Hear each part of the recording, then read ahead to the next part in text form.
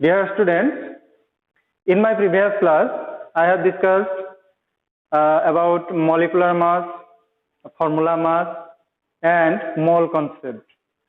And I hope you are clear about molar mass, that formula mass or molecular mass and mole concept. Okay? তোমালোকে নিশ্চয় molar mass বা molecular mass নাইবা formula mass, mole concept এইখিনি বস্তু ভালকে আগৰ ক্লাছটোত discuss কৰা হৈছে, এইখিনি বুজি পাইছা।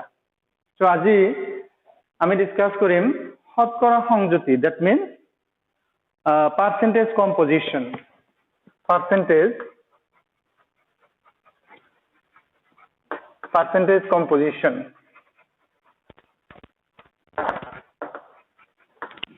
অসমত কোৱা হয় শতকৰা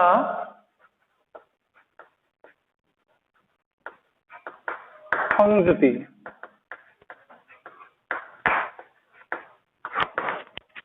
So what is percentage composition?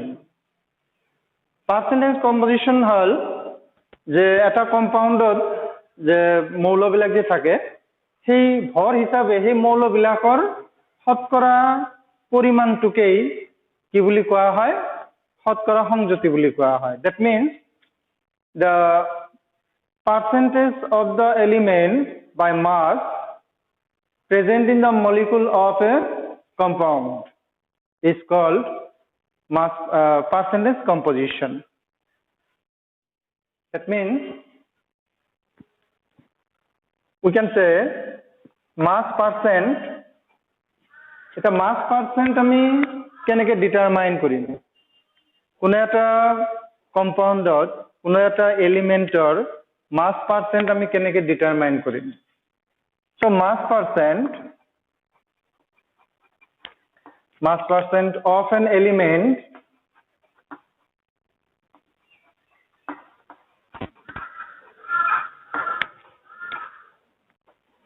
is equal to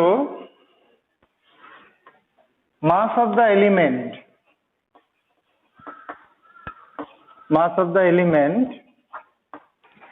in the compound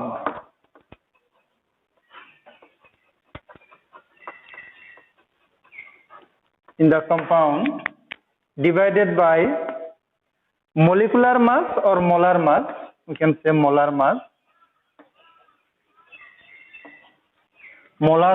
of the compound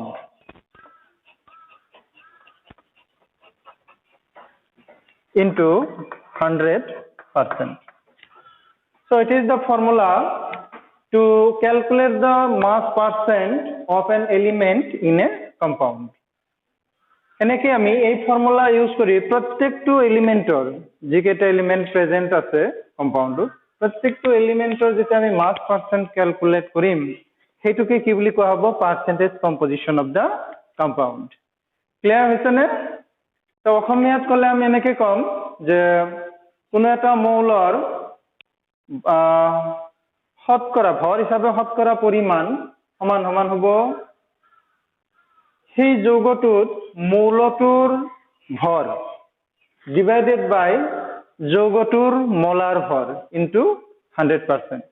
clear হৈছে নে? তোমালোকে চাই ল'বা, মই ইংলিছত লিখি দিছো, অসমীয়াত তোমালোকে এনেকে লিখি ল'বা যে কোনো এটা মৌলৰ ভৰ শতকৰা পৰিমাণ বা শতকৰা ভৰ হিচাপে শতকৰা পৰিমাণ, কোনো এটা মৌলৰ ভৰ হিচাপে শতকৰা পৰিমাণ সমান সমান যৌগটোত মৌলটোৰ ভৰ ডিভাইডেড বাই যৌগটোৰ আণবিক ভৰ বা মোলাৰ ভৰ ইনটু 100%। ঠিক আছে? এতিয়া এটা এক্সাম্পল আমি লওঁ। Suppose we are to calculate percentage composition of the element present in carbon dioxide. That means carbon dioxide আমি percentage composition determine কৰিব লাগে suppose. So how can we calculate it or determine it? একদম very simple। চাই ল'বা। So the given compound is What is the given compound?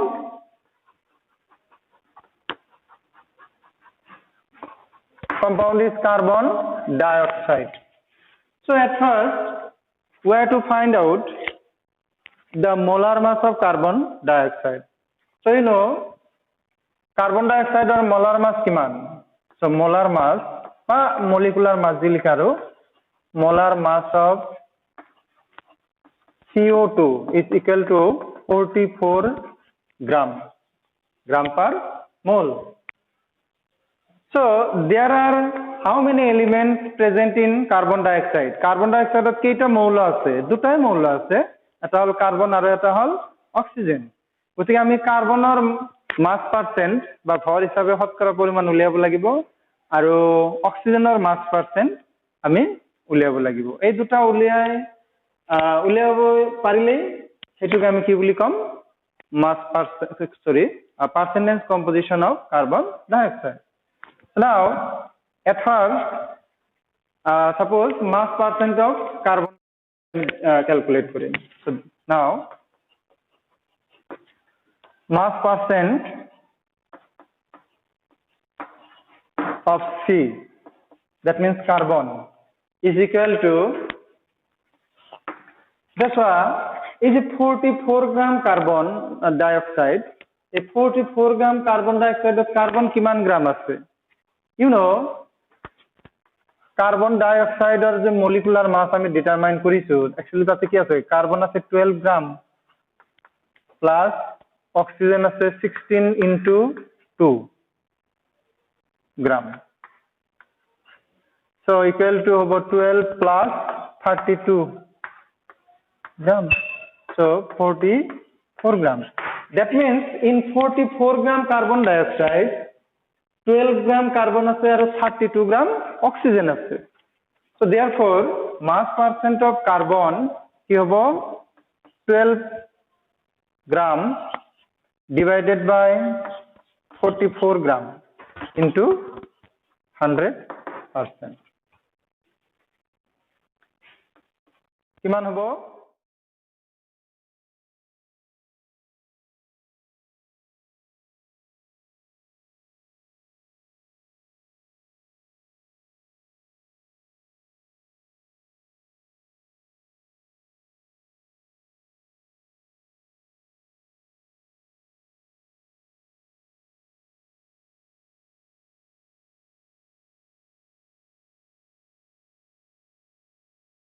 So it is equal to 27.27%. So it is the mass percent of carbon.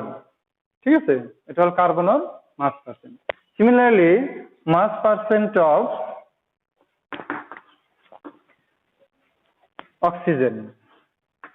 আমি O2 বুলি নিলিখো, mass percent সদায় element হিসাবে আমি উলিয়াব লাগে। ঠিক আছে?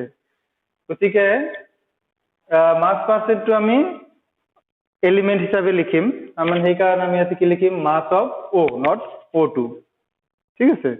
Because in a compound element বিলাক মলিকুল হিসাবে না থাকে, এটা অক্সিজেন যে আছে এতে কার্বন ডাইঅক্সাইডত O2 অণু হিসাবে নাই, মলিকুল হিসাবে নাই। দুটো অক্সিজেন এটম সেপারেটলি কার্বনের লগত কি হয়ে আছে কম্বাইন্ড হয়ে আছে বা বাইন্ড হয়ে আছে। গতিকে আমি মলিকুল হিসাবে নিলিখো, মনত রাখিবা কথাটো। So therefore, so how much oxygen is present in 44 gram carbon dioxide? You know, 32 gram. So 32 gram divided by 44 gram. So into 100%. ঠিক আছে?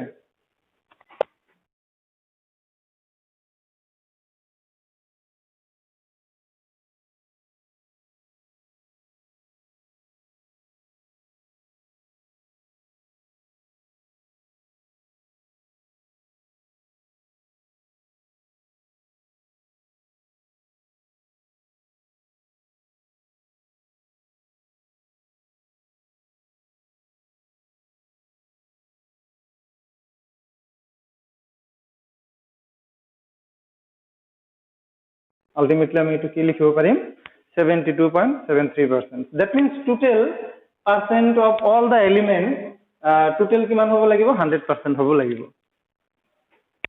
So this way, so এতিয়া আমি এই কম্পাউণ্ডত কি পালো, কাৰ্বন ডাই অক্সাইডত কাৰ্বনৰ মাছ পাৰ্চেণ্ট কিমান পালো 27.27%, আৰু অক্সিজেনৰ মাছ পাৰ্চেণ্ট পালো 72.73%. So this is called percentage composition of carbon dioxide. So finally আমি যদি লিখিব লাগে যে therefore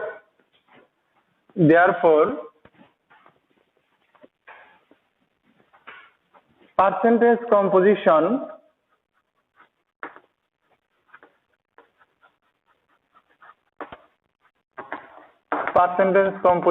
of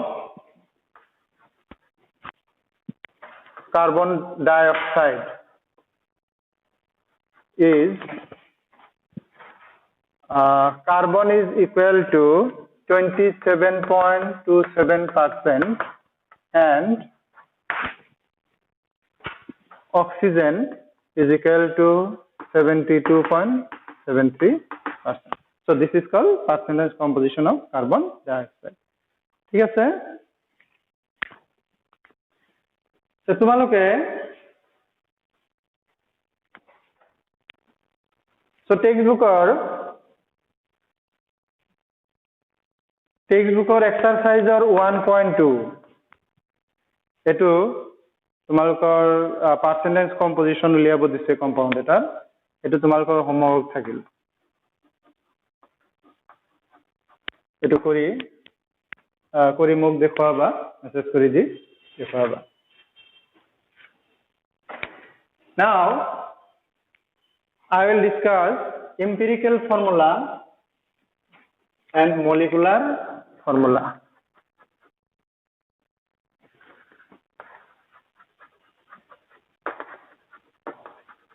Empirical and molecular formulae.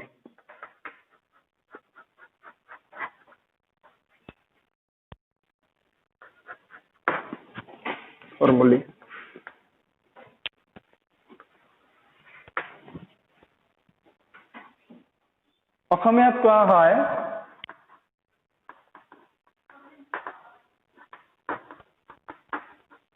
আনুভৱিক সংকেত আৰু আণৱিক সংকেত।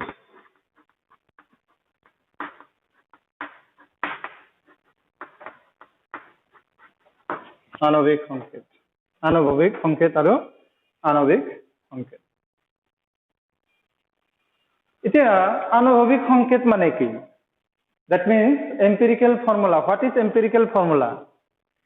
Empirical formula হল যে কোনো এটা কম্পাউণ্ডত এলিমেন্ট বিলাকৰ সিম্পল ৰেশিওৰ বেচিছত যেটো ফৰ্মুলা লিখা হয় সেটো কোৱা হয় এম্পিৰিকেল ফৰ্মুলা। ঠিক আছে, যে কোনো এটা যৌগৰ অণুত থকা মৌলবোৰৰ পৰমাণুৰ সৰল অনুপাতত, পৰমাণুৰ সংখ্যাৰ সৰল অনুপাতত যেটো সংকেত লিখা হয় তাক কি বুলি কোৱা হয়? আনুভৱিক সংকেত। That means the formula which is expressed on the basis of the simple whole number ratio of the number of atoms of the element present in the molecule of a substance or compound is called empirical formula. Clear আছে নে? যে কোনো এটা যৌগৰ অণুত থকা মৌলবোৰৰ পৰমাণুৰ সংখ্যাৰ সৰল অনুপাতত যেটো সংকেত লিখা হয় তাক কি বুলি কোৱা হয়? আনুভৱিক নাইবা এম্পিৰিকেল ফৰ্মুলা। ফৰ এক্সাম্পল, মই এটা এক্সাম্পল লৈছো, যেনে তোমালোকে জানা benzene. So do you know the formula of benzene? Most probably you have found. So the formula of benzene সেটো আমি আগতে নিলিখো। So you know there are how many carbon atoms and hydrogen atoms in a benzene molecule? সেটো তোমালোকে জানা যে এটা benzene মলিকুলত কিমানটা carbon atoms থাকে 6 আৰু কিমানটা হাইড্ৰোজেন এটমস থাকে 6 so the simple ratio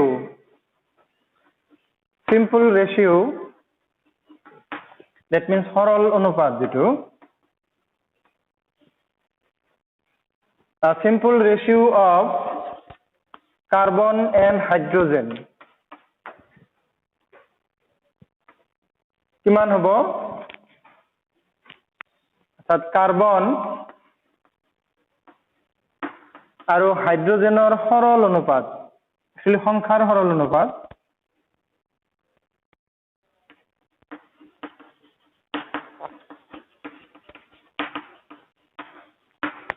সৰল অনুপাত হেতু কিমান হ'ব যে 6:6 equal to 1:1 so therefore empirical formula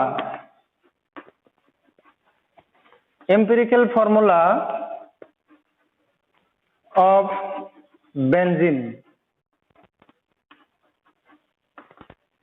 বেঞ্জিনৰ যেটো আণৱিক সংকেত বেঞ্জিনৰ আণৱিক সংকেতটো কি হ'ব C1H1 that means CH so CH to কোৱা হ'ব বেঞ্জিনৰ এম্পিৰিকেল বা আণৱিক সংকেত আনহাতে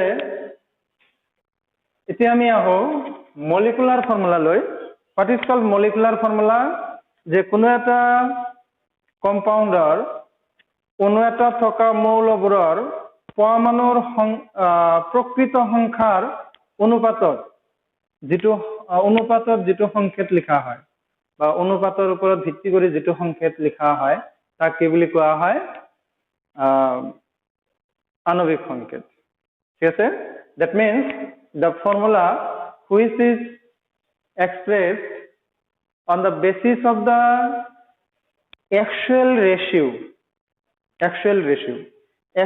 ratio of the number of atoms of the element present in the molecule of a compound is called molecular formula তার মানে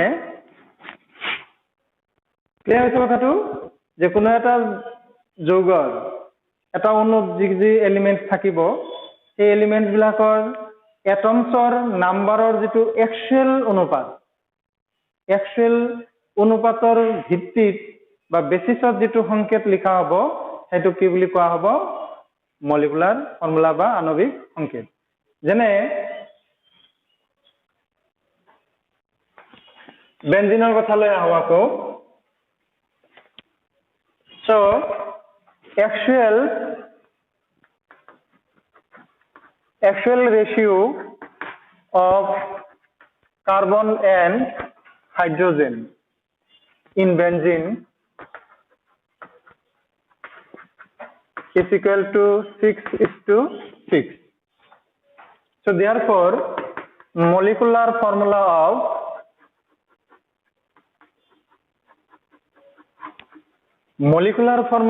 benzene is equal to C6H6 ঠিক আছে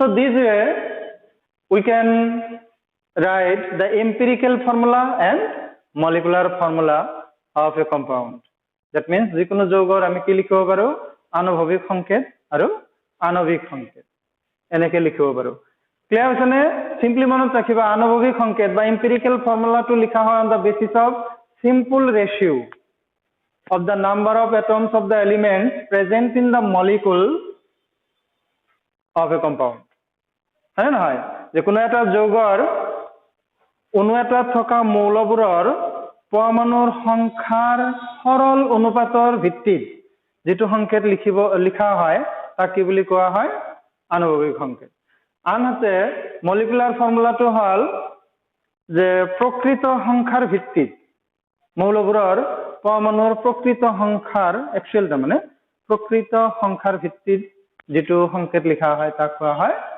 molecular formula Now, there is a relation between empirical formula and molecular formula. Okay? এটা relation আছে, relation between empirical formula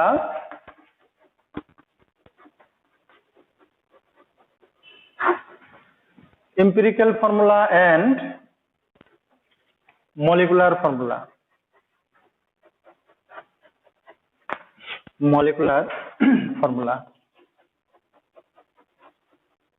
So what is the relation?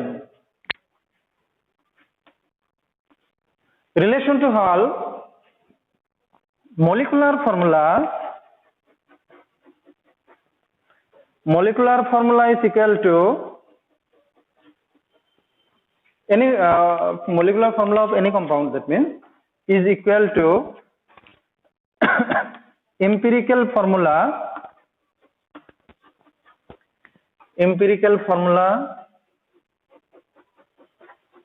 of the compound whole n. Where n equal to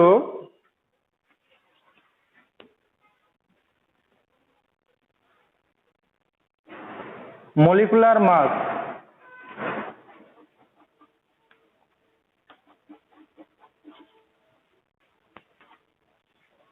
আণবিক ভর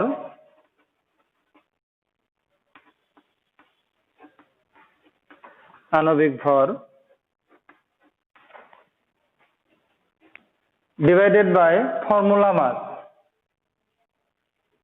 empirical formula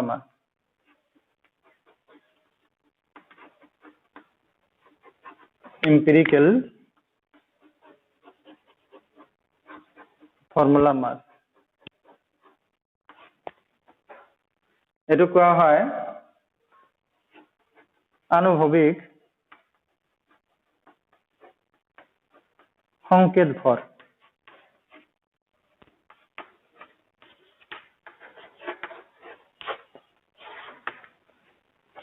So আণবিক সংকেত equal to হল আনুভৱিক সংকেত whole into n। অসমীয়াত যদি কোৱা হয় তোমালোকে বস্তুটো লিখি লবা, আণবিক সংকেত equal to আনুভৱিক সংকেত whole into n। এতিয়া what is n? n কি? n হল molecular mass, সেই যৌগটোৰ সেই কম্পাউণ্ডটোৰ molecular mass divided by কম্পাউণ্ডটোৰ empirical formula mass, মানে আণবিক সংকেত আৰু আনুভৱিক সংকেত ভৰ, তাৰ মানে আনুভৱিক সংকেত ভৰ মানে কি এম্পিৰিকেল ফৰ্মুলাৰ পৰা বা আনুভৱিক সংকেতৰ পৰা যেটো আমি ভৰ পাম হেতুকে কি বুলি কোৱা হ'ব, যেটো মাছ আমি পাম হেতু কোৱা হ'ব empirical formula mass. For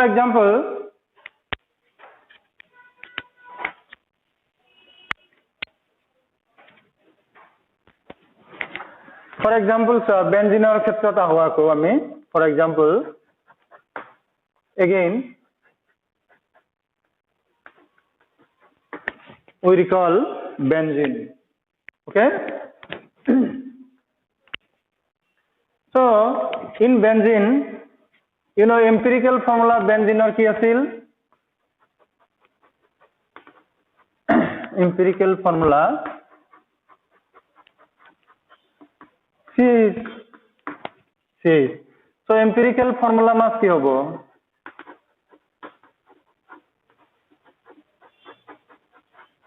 empirical formula mass equal to hobo 12 plus 1, that means 13 গ্রাম লিখিব পাৰো আমি, ইও লিখিব পাৰো, একো প্ৰবলেম নহয়। suppose 13 gram. again molecular formula of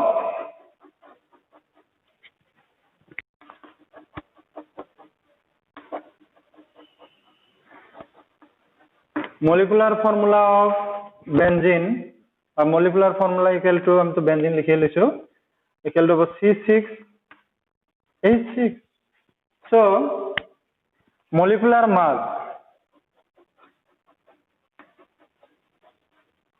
equal to কিমান হ'ব 12 into 6 plus 1 into 6 equal to 78 gram 78 gram. So therefore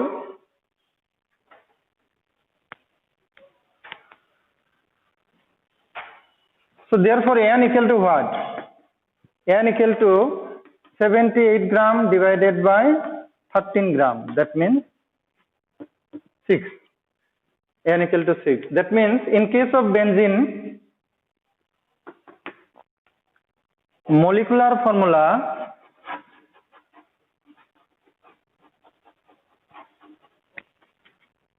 is equal to empirical formula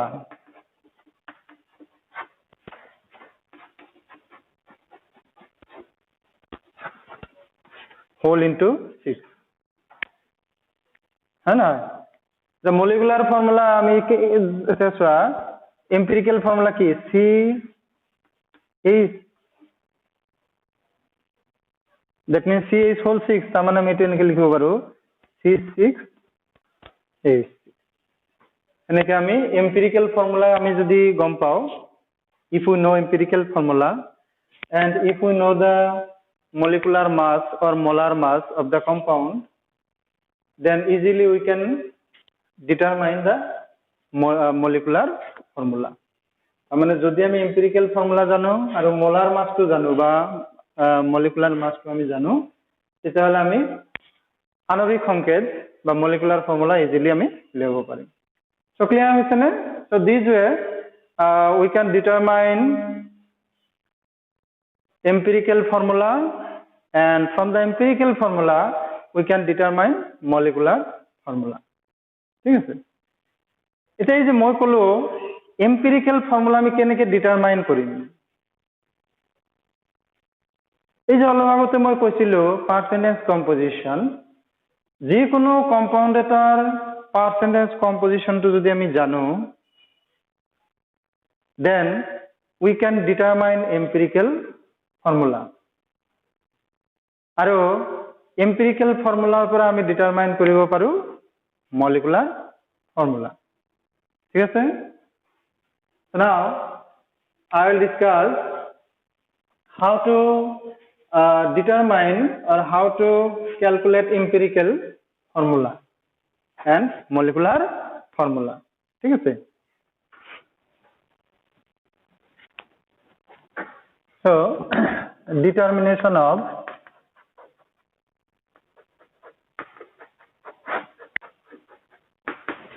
determination of empirical formula.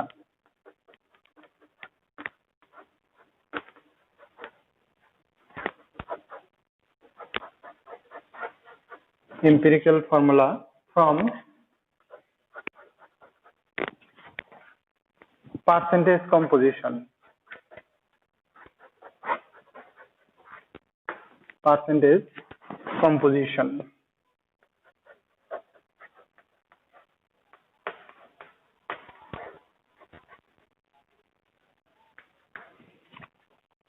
কোনো এটা কম্পাউন্ডৰ পাৰ্সেন্টেজ কম্পোজিশনৰ পৰা আমি কি ডিটাৰমাইন কৰিব পাৰিম? এম্পিৰিকেল ফৰ্মুলা, অৰ্থাৎ শতকৰা সংযুতিৰ পৰা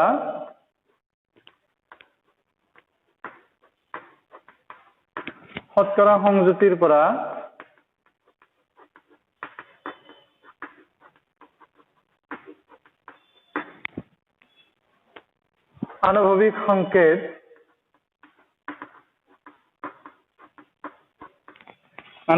সংকেত নিৰূপণ।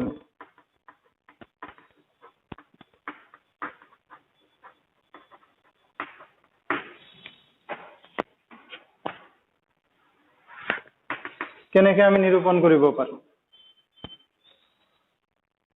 সো এইটো আমি এটা এক্সাম্পল লৈ ডিসকাস কৰিব পাৰিম কেনেকে আমি একচুয়ালি অলপমান কৈছো মই যে যেটো পাৰ্সেন্টেজ কম্পোজিশন দেয়া থাকিব কোনো এটা কম্পাউন্ডৰ পাৰ্সেন্টেজ কম্পোজিশন দেয়া থাকা মানে প্ৰত্যেকটো এলিমেন্টৰ মাস পাৰ্সেন্ট দেয়া থাকিব সেই মাস পাৰ্সেন্টৰ পৰা আমি প্ৰত্যেকটো এলিমেন্টৰ number of mole present in the compound আমি ডিটাৰমাইন কৰিব লাগিব। অৰ্থাৎ যৌগটোত প্ৰত্যেকটো এলিমেন্টৰ মোল পৰিমাণ বা মোল সংখ্যা আমি কি কৰিব লাগিব ডিটাৰমাইন কৰিব লাগিব।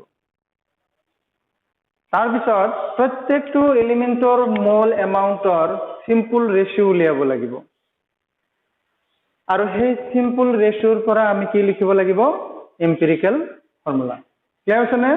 একবাৰ ভাবি চোৱা। প্ৰথমে কি কৰিব লাগিব যেটো পাৰ্চেন্টেজ কম্পোজিশন দিয়া থাকিব এলিমেন্ট বিলাকৰ যেটো তোমাৰ মাস পাৰ্সেন্ট দিয়া থাকিব সেই মাস পাৰ্সেন্টৰ পৰা প্ৰত্যেকটো এলিমেন্টৰ আমি মোল এমাউন্ট ডিটাৰমাইন কৰিব লাগিব বা মোল নাম্বাৰ। আৰু মোল এমাউন্ট ডিটাৰমাইন কৰাৰ পৰা তাৰ পৰা আমি কি কৰিম simple ratio of the mole amounts of all the elements আমি ডিটারমাইন কৰিব লাগিব। ঠিক আছে? আৰু ফাইনালি আমি এই simple ratio ৰ পৰা empirical formula আমি ডিটাৰমাইন কৰিম। ঠিক আছে? আমি এটা एग्जांपल লও।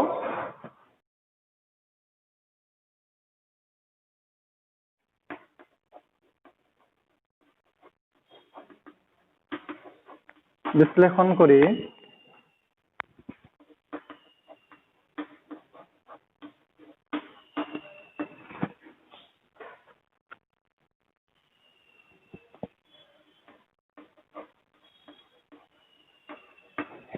একটা যৌগত কাৰ্বন 34.6%,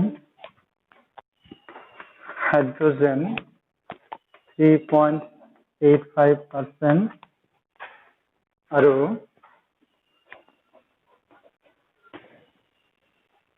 অক্সিজেন 61.55% পোৱা গ'ল।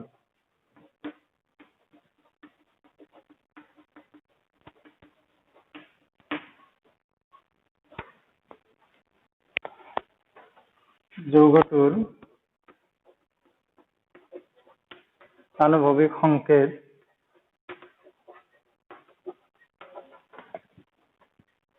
নিৰ্ণয় কৰা।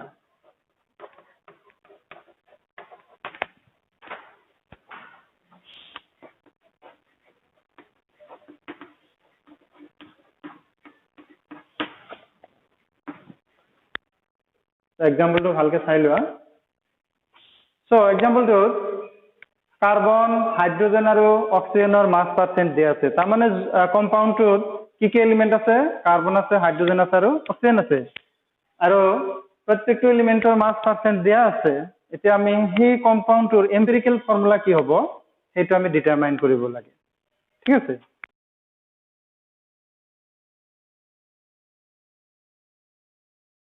Now if we consider 100 gram of the compound, so যদি আমি কম্পাউন্ডটোৰ 100 গ্রাম আমি লও, in 100 gram of the compound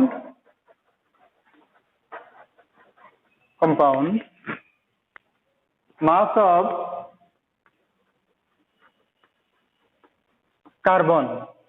carbon কিমান হ'ব 34.6 গ্রাম।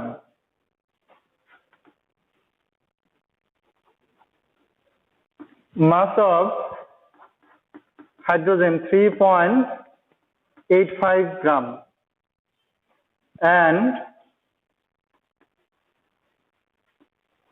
mass of oxygen কিমান আছিলে 61.55 গ্রাম। এটা দেয়া আছিলে। আমি তাৰ মানে পার্সেন্টেজ দিয়া আছিল গতিকে আমি 100 গ্রাম যদি লও তাতে কার্বন কিমান গ্রাম থাকিব 34.6 গ্রাম, তাৰপিছত হাইড্ৰোজেন থাকিব 3.85 গ্ৰাম আৰু অক্সিজেন থাকিব 61.55 গ্ৰাম। ঠিক আছে? এটা এই মাস এমাউন্টৰ পৰা আমি মোল এমাউন্টলৈ কনভাৰ্ট কৰিব লাগিব। therefore মোল নাম্বার বা মোল এমাউন্ট লিখিলেও হ'ব মোল নাম্বার অফ কার্বন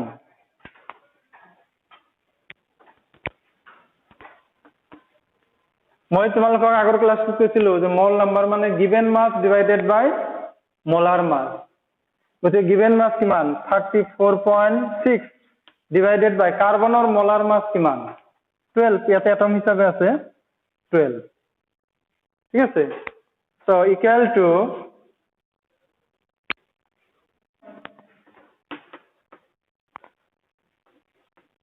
88 কিমান মোল Similarly, mole number of hydrogen equal to 3.85 divided by 1 equal to কি হবে 3.85 mole হবে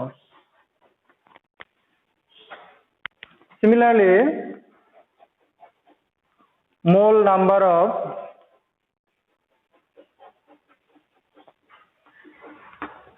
O equal to 61.55 divided by cube 16 equal to hobo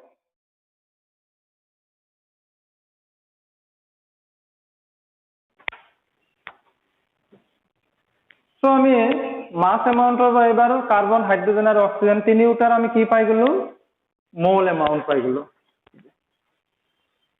মোল সো देयरफॉर নেক্সট স্টেপটোত আমি কি কৰিব লাগিব নেক্সট স্টেপটোত এই তিনিওটাৰ মাজত আমি সিম্পল ৰেশিও এটা লব লাগিব simple ratio so therefore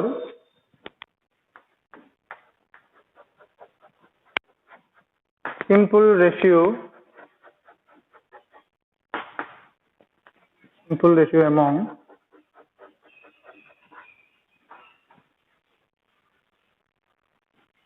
the mole number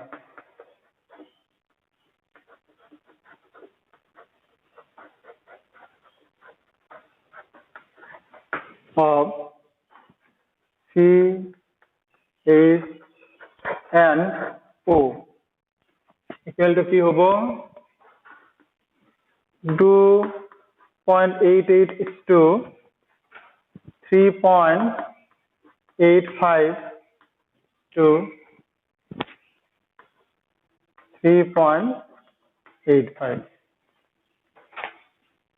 so simple ratio উলিয়াওতে আমি actually যিকেটা নাম্বাৰৰ মাজত ৰেশিও উলিয়াব লাগে তাৰ যেটো স্মলেস্ট নাম্বাৰ সেইটো দি গটেকেটাক ডিভাইড কৰি দিব লাগে আৰু যদি কোনো দুটা এলিমেন্টৰ মোল নাম্বাৰ সেম থাকে তেতিয়াহলে সেইটো দি ডিভাইড কৰি দিব লাগে that means equal to আমি লিখিব পাৰো 2.88 divided by 3.85 is to 1 is to 1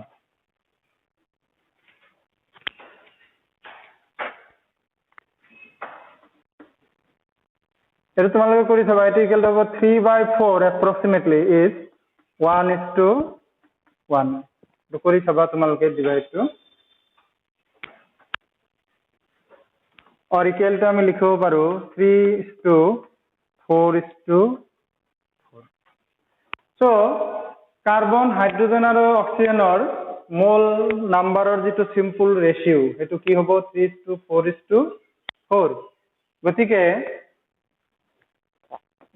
So therefore empirical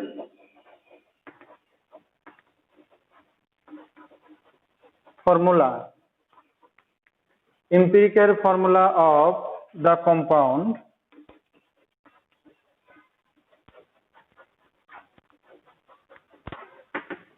equal to hobo C3H4O4 it hobo empirical formula of the compound okay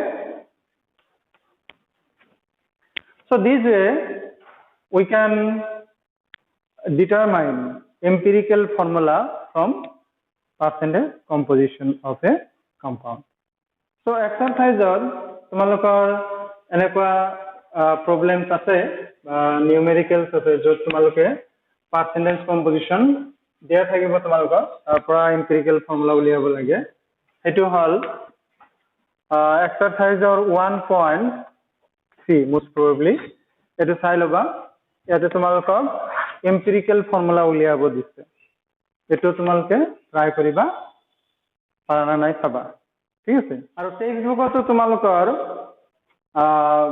কিছুমান এক্সাম্পলস দিয়া আছে এটো টপিকত এক্সাম্পলস এটা চাবা চাবা যে বুজি পাবা একদম ক্লিয়াৰ এতিয়া যদি এই যে মই যেটো এম্পিৰিকেল ফৰ্মুলা ডিটাৰমাইন কৰিলো যদি কম্পাউণ্ডৰ মলিকুলাৰ মাছটো দিয়া থাকিলেহেঁতেন দেন ইজিলি আমি কি উলিয়াব পাৰিলেহেঁতেন মলিকুলাৰ ফৰ্মুলা এটো তোমালোকক দিয়া থাকিব মলিকুলাৰ ফৰ্মুলাটো আৰু তাৰ পৰা তোমালোকে কি উলিয়াব পাৰিবা মলিকুলাৰ মাছটো দিয়া থাকিব তাৰ পৰা তোমালোকে মলিকুলাৰ ফৰ্মুলাটো উলিয়াব পাৰিবা এতিয়া আমি ডিসকাস কৰিম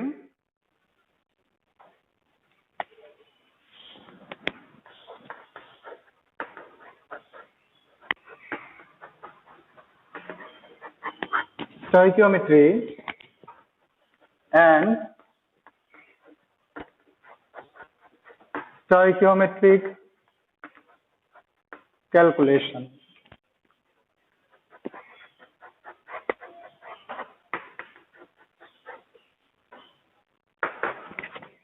অসমীয়াত কোৱা হয় stoichiometry আৰু stoichiometry গণনা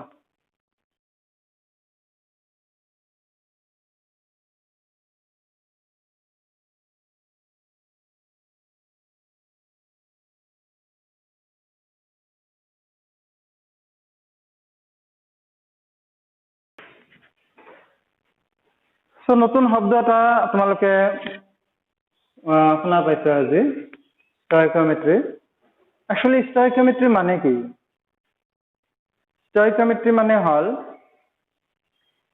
কোনো এটা কেমিক্যাল ৰিএকচনত ৰিএক্টেন্ট আৰু প্ৰডাক্ট বিলাকৰ মাস ক্যালকুলেশন কৰা প্ৰসেসটোকে কোৱা হয় stoichiometry ক্লিয়াৰ হৈছে যে কোনো এটা ৰাসায়নিক বিক্ৰিয়াৰ বিক্ৰিয়ক আৰু বিক্ৰিয়াজাত পদাৰ্থৰ ভৰ গণনা কৰাটোকে কি বুলি কোৱা হয় stoichiometry বুলি কোৱা হয় এটা তাৰ কাৰণে কেমিক্যাল ৰিএকচন এটা অলৱেজ কি হ'ব লাগিব ব্যালেন্স হ'ব লাগিব নহলে stoichiometric ক্যালকুলেশন যিখিনি আছে সেই stoichiometric ক্যালকুলেশন টো সদায় ভুল হোৱাৰ চান্স থাকিব বা ভুল হ'ব গতিকে আমি এই ডিসকাশনটো দ্যাট মিন্স stoichiometry আৰু stoichiometric ক্যালকুলেশনত আমাৰ মেইন যেটো পয়েন্ট ইম্পৰ্টেন্ট পয়েন্ট হেতু হল chemical reaction to always কি হ'ব লাগিব balanced হ'ব লাগিব so now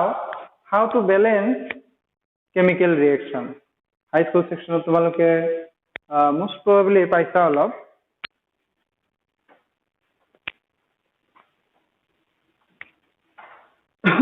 so now I will discuss balancing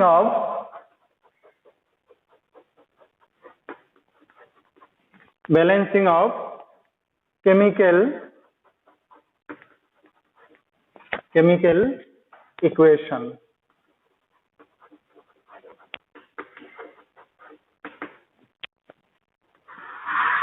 অর্থাৎ রাসায়নিক সমীকৰণৰ সমতুলকৰণ নহয়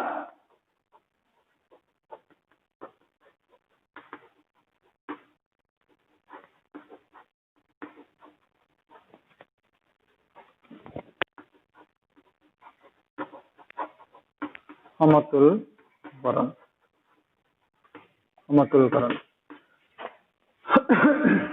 so before that what is a chemical equation do you know chemical equation মানে কি বুজি পাও chemical equation hall the representation of a chemical reaction the brief representation of a chemical reaction on the basis of but with the help of the chemical formula of the reactants and product in which the reactants and products are kept separated by an arrow yes যে রাসায়নিক সমীকরণ হল যে কোনো একটা রাসায়নিক বিক্রিয়াটাক বিক্রিয়ক আৰু বিক্ৰিয়াজাত পদাৰ্থৰ সংকেতৰ ৰাসায়নিক সংকেতৰ সহায়ত চমুকৈ প্ৰকাশ কৰা প্ৰক্ৰিয়া, য'ত বিক্ৰিয়ক আৰু বিক্ৰিয়াজাত পদাৰ্থক এটা কাৰ চিহ্নৰ দ্বাৰা পৃথক কৰি ৰখা হয়। ক্লিয়াৰ হৈছেনে? যে কোনো এটা ৰাসায়নিক বিক্ৰিয়াৰ বিক্ৰিয়ক আৰু বিক্ৰিয়াজাত পদাৰ্থৰ যিটো ৰাসায়নিক সংকেত, সেই সংকেতৰ সহায়ত বিক্ৰিয়াটোক চমুকৈ প্ৰকাশ কৰা প্ৰক্ৰিয়াটোকে আমি কি বুলি কওঁ বা পদ্ধতিটোকে আমি কি বুলি কওঁ, এটা ৰাসায়নিক সমীকৰণ বুলি কওঁ, য'ত বিক্ৰিয়ক আৰু বিক্ৰিয়াজাত পদাৰ্থক কি কৰা হয়, এডাল কাৰ চিহ্নৰ দ্বাৰা পৃথক কৰি ৰখা হয়। ঠিক আছে, মই এটা এক্সাম্পল দিছো। যেনে তোমালোকে সবেই জানা যে হাইড্ৰোজেন আৰু অক্সিজেনৰ মাজত যদি আমি বিক্ৰিয়া ঘটাও পানী উৎপন্ন হয়। গতিকে ইয়াতে হাইড্ৰোজেন আৰু অক্সিজেন হল বিক্ৰিয়ক পদাৰ্থ আৰু পানী হল বিক্ৰিয়াজাত পদাৰ্থ, হয় নহয়? That means hydrogen and oxygen are reactant and water is product or product. So এই রিঅ্যাকশনটো, এটা একটা রিঅ্যাকশন, এটো আমি কিহেৰে কলো, এটো আমি এটা এক্সপ্লেনেশন দিলো ৰিঅ্যাকশনটো, যে hydrogen and oxygen react to form water. তো এইটো আমি যেতিয়া এটা ইকুৱেশ্যন হিচাপে লিখিম, তেতিয়া সেইটো কি বুলি কোৱা হ'ব, chemical equation for that reaction. আৰু কেনেকে লিখা যাব, যে তাতে ৰিঅ্যাক্টেন্স বিলাকৰ ফৰ্মুলা, কেমিকেল ফৰ্মুলা লিখিব লাগিব। যেনে হাইড্ৰোজেনৰ ফৰ্মুলা বা সিম্বল যি আছে আৰু লিখিব লাগিব। হাইড্ৰোজেনৰ হল H2, অক্সিজেনৰ হল O2। এই দুটাৰ মাজত ৰিঅ্যাকশন হয় কি হয়, H2O। ওয়াটাৰৰ ফৰ্মুলা হল H2O, আৰু এই দুটাক সেপাৰেট কৰাৰ কাৰণে আমি কি দিম, এটা এৰো দিম। তেতিয়া এই ৰিঅ্যাকশনটো কি বুলি কোৱা হয়, এটা কেমিকেল ইকুৱেশ্যন বুলি কোৱা হয়। ক্লিয়াৰ হৈছে নে? গতিকে এইটো কি বুলি কওঁ আমি, chemical equation. So chemical equation এটাত এৰো যে থাকিব, এৰোটোৰ লেফ্ট হেণ্ড সাইডত থকাখিনি কোৱা হয় ৰিঅ্যাক্টেন্ট, আৰু এইটো কোৱা হয় প্ৰডাক্ট।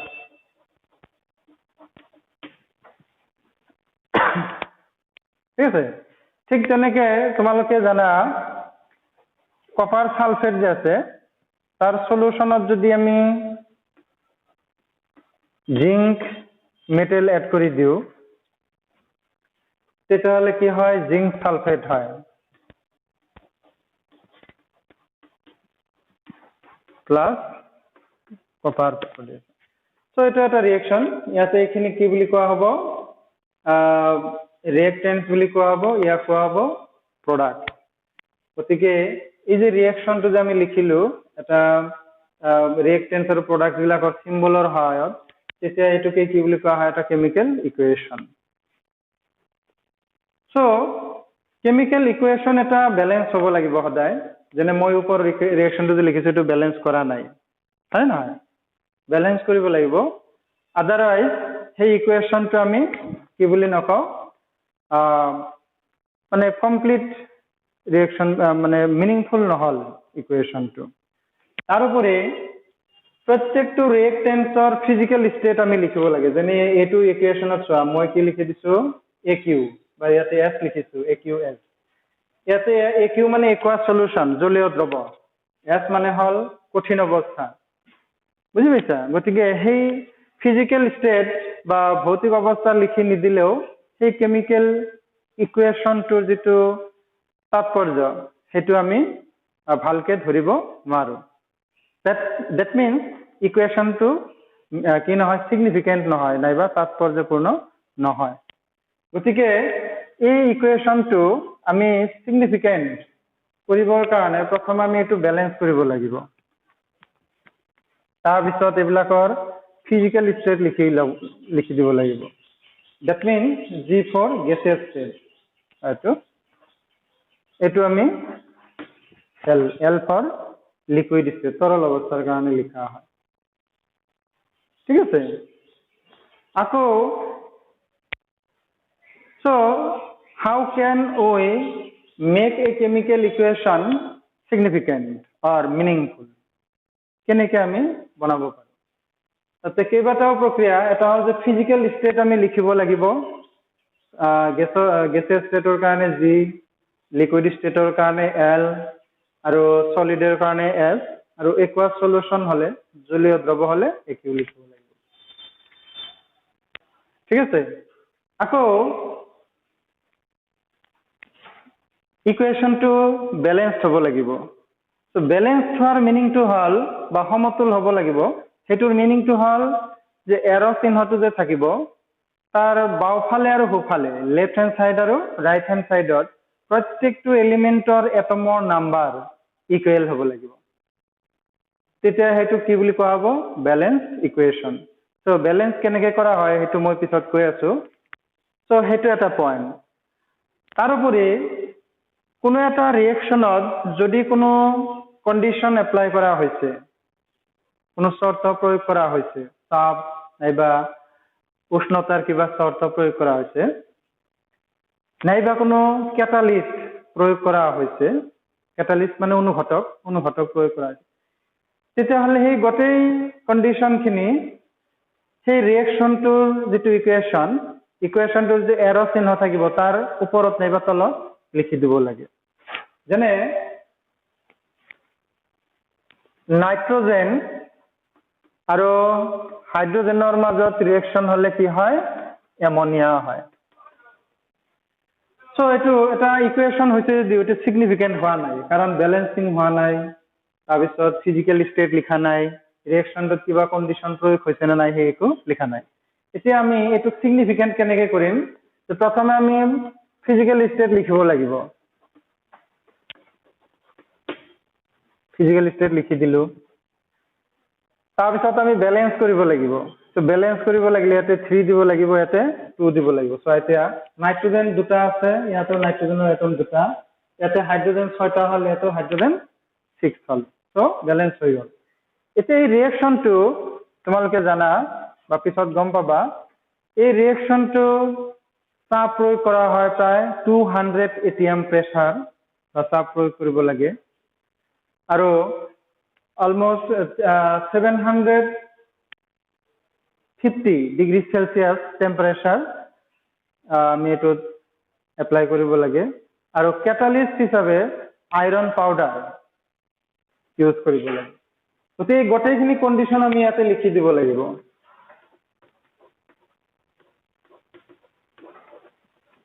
এটা হল আমি এটো এনেকৈ লিখিব পাৰো যে তলত বা ওপৰত লিখিলেও হয় যে 200 atm প্রেসার এপ্লাই করা হয়েছে আর 750 ডিগ্রি সেলসিয়াস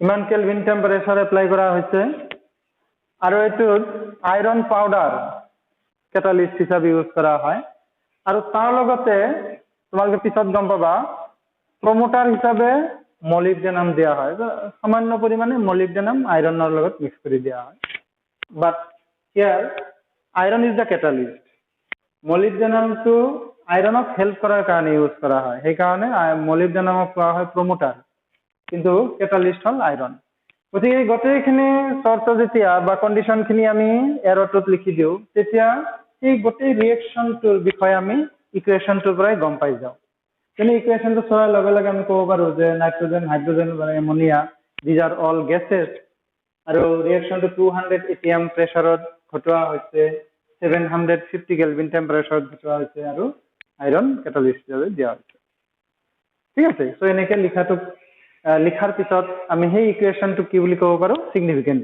বুলি ক'ব পাৰো আকৌ যদি কোনো ইকুৱেশনত আমি হিট এপ্লাই কৰিব লাগে তাপ প্ৰয়োগ কৰিব লাগে তেতিয়াহ'লে আমি হেতুৰ কাৰণে আমি কি লিখো এনেকৈ ডেল্টা লিখি দিলে হয় এটোৱে কি বুজায় তাপ প্ৰয়োগ কৰা বুজায় হিট এপ্লাই কৰা বুজায় ঠিক আছে সো দিস ওয়ে আমি এটা কেমিক্যাল ইকুৱেশনক মিনিংফুল বা সিগনিফিকেন্ট কৰিব পাৰো ঠিক আছে সো এইখিনি তোমালোকে একবাৰ ভালকৈ ষ্টাডি কৰি লোৱা এই বুকৰ পৰা নেক্সট ক্লাছত মই ডিসকাস কৰিম কেনেকৈ ইকুৱেশন এটা ব্যালেন্স কৰা হয় এই বিষয়ে নেক্সট ক্লাছত মই ভালকৈ তোমালোকক ডিছকাছ কৰি দিম ঠিক আছে